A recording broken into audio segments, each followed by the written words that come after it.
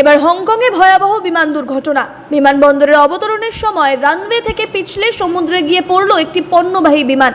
সোমবার ভোরের এই ঘটনায় প্রাথমিকভাবে দুজনের মৃত্যু হয়েছে বলেই জানা যাচ্ছে। এমিরেটস এয়ারলাইন্সের বোয়িং 747 বিমানটি দুবাই থেকে হংকংয়ে আসছিল। সোমবার ভোর 3:50 হংকং বিমানবন্দরে অবতরণের কথা ছিল সেটির। তখনই ঘটে বিপত্তি। প্রথমে রানওয়েতে দাঁড়িয়ে থাকা একটি গাড়িতে ধাক্কা মারে সেটি এবং পরবর্তীতে পার্শ্ববর্তী সমুদ্রে আছড়ে পড়ে বিমানটি। যদিও পাইলট সহ 4 জন বিমানকর্মীকে উদ্ধার করা সম্ভব হয়েছে, তবে দুর্ঘটনাগ্রস্ত গাড়িতে থাকা দুজনের মৃত্যু হয়েছে বলেই দাবি স্থানীয় সংবাদ মাধ্যমগুলির। ডিডি নিউজ সহ একাধিক সংবাদ মাধ্যমে হংকং বিমান দুর্ঘটনার ছবি এবং ভিডিও প্রকাশ্যে এসেছে। সেখানে দেখা গিয়েছে একেবারে সমুদ্রের ধারে রয়েছে পণ্যবাহী বিমানের বিমানবন্দরটি। সমুদ্র তীরে মুখ থুবড়ে পড়ে রয়েছে বিমানটি। লেজের অংশ জলের মধ্যে, সূত্রের খবর। লেজের অংশ জলের মধ্যে।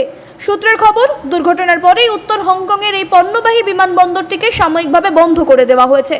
অন্যদিকে দুর্ঘটনার কারণ জানতে ইতিমধ্যেই তদন্ত শুরু করা হয়েছে, যদিও এই বিষয়ে পুলিশ এখনো পর্যন্ত মুখ খোলেনি।